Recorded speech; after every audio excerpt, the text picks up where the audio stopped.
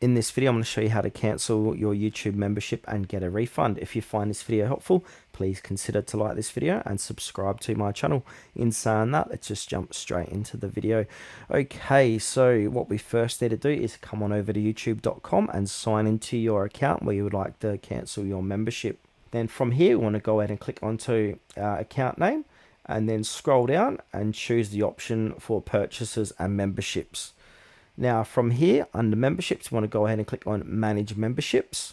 Now below that, you want to go ahead and click on cancel, and that's going to cancel your membership. If you have click cancelled, it's going to say renew to confirm that you have cancelled it. So as you can see here, my benefit ends June the 12th, so that's coming up soon. So if you do cancel, you get that rest of that time period. So if you've cancelled the first few days of that next month, you can go ahead and use that YouTube membership until the end of that month. Now to get a refund, this is where it becomes a bit tricky.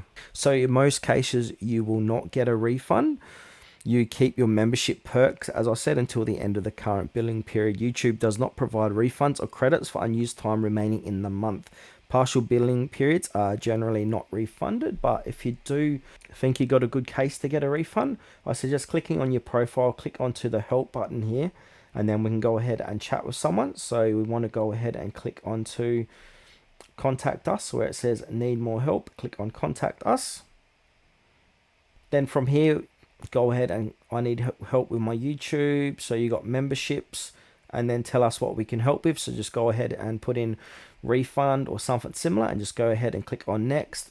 And then we're going to give you some resources and also some contact options after that.